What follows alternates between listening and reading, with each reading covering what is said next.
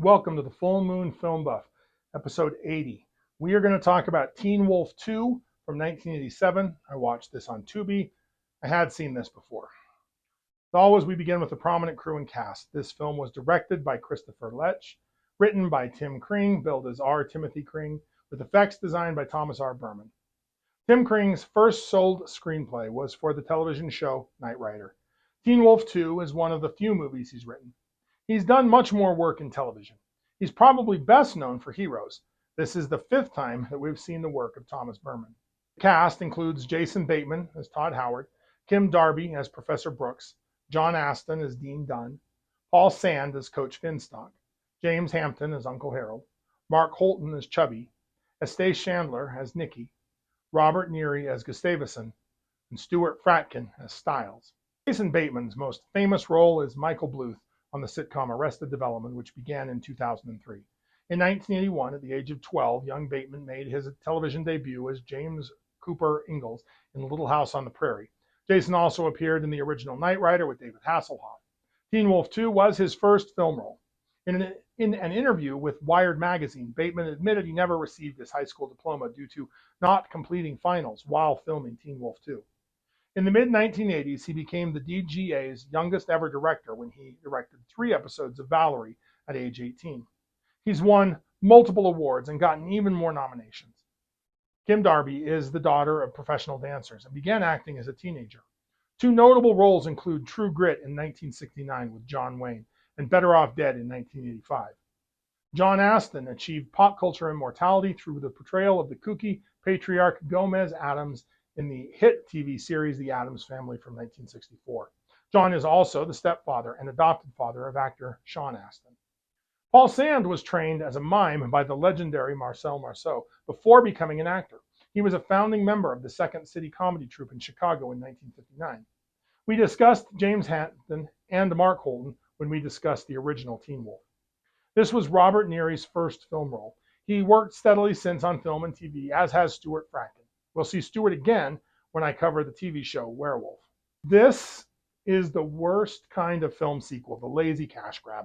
Recycling character arcs, plot points, and even just redoing the original storyline disrespects both the source material and the audience's intelligence. Furthermore, subpar production values, obvious cost-cutting corners, and a general lack of craft and artistic ambition immediately undermine any sequel's credibility. Truly woeful film sequels tend to amalgamate these worst practices into an ungodly Frankenstein monster of disjointed nonsense solely built to trade on fandom.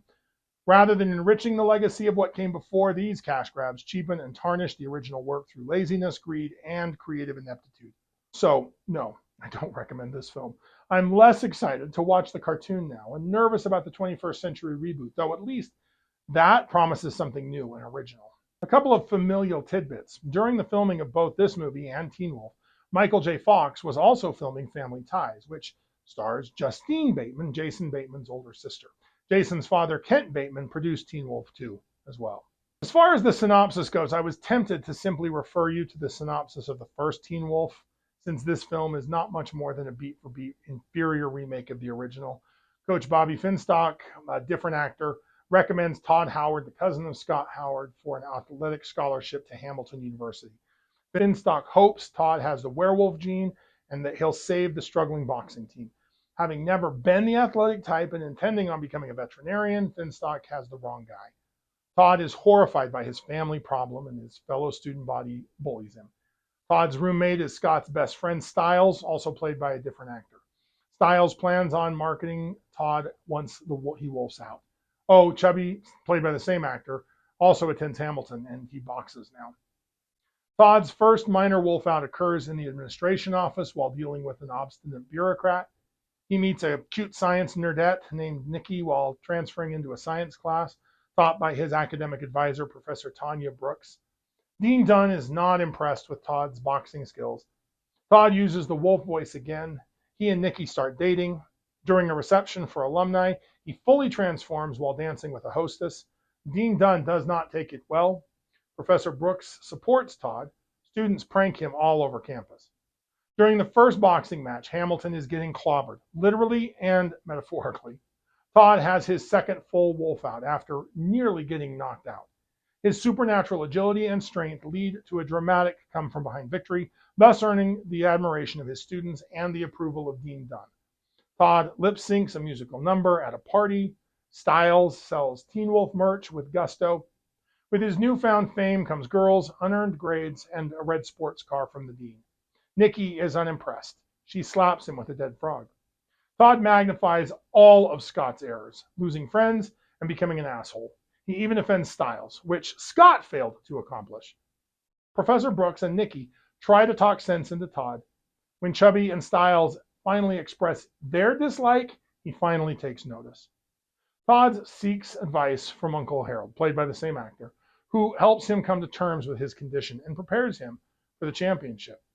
Todd reconnects with Nikki, who also helps him regain his focus. He buckles down and pulls an all-nighter studying for a makeup biology final.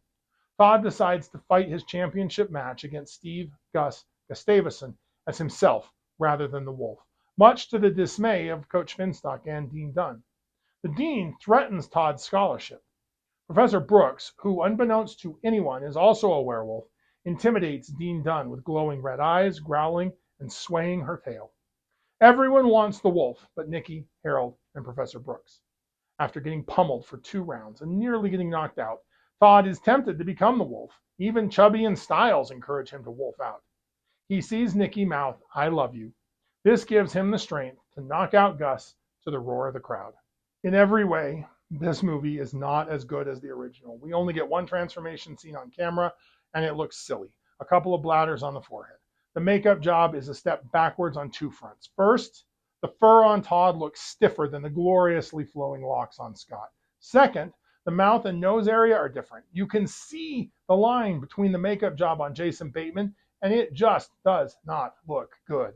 Now, this film does seem to add one scrap to the Teen Wolf universe lore. Professor Brooks is the only female werewolf we've seen, and also the only one with a tail. Not sure what that might signify, not really bothered to ponder it long enough to come up with a theory.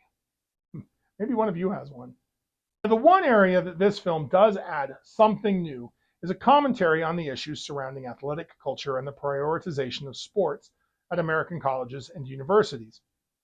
Scott became popular after he started winning basketball games, but I don't remember any institutional benefits that he received. Todd, however, gets a scholarship, grades he did not earn, and the dean gives him a sports car. While it's played for laughs, the film skewers the lengths schools will go to secure talented athletes.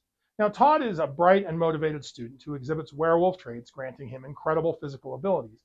He's recruited as a ringer for a failing boxing team against his wishes. The fictional university portrayed as guilty of the jock culture, elevating athletes into an entitled caste above normal students. Academic standards are disregarded as long as the prized athlete continues performing. Professors give Todd passing grades he doesn't earn simply because the dean demands it to keep his star player eligible. Any semblance of authentic education is completely discarded. This athletic worship culture breeds ugly abuses of power. The film's opportunistic dean frames his craven actions under the guise of ambition and pride for the university, but really, he's exploiting students as commodities solely to benefit the school's reputation and revenue streams from successful sports. It's a caustic portrayal of the warped values where athletes supersede real education and basic ethics. Teen Wolf 2 exaggerates these troubling real-world dynamics for comedic effect, of course. However, the underlying critique rings true about athletic personnel wielding undue influence, cutting corners and regulations in service of competitive aspirations. When talking about the last Teen Wolf movie, one of my commenters made a great observation that you could read performance-enhancing drugs, and I think that's even more applicable here. So, if you like lycanthropes, like, share, and subscribe.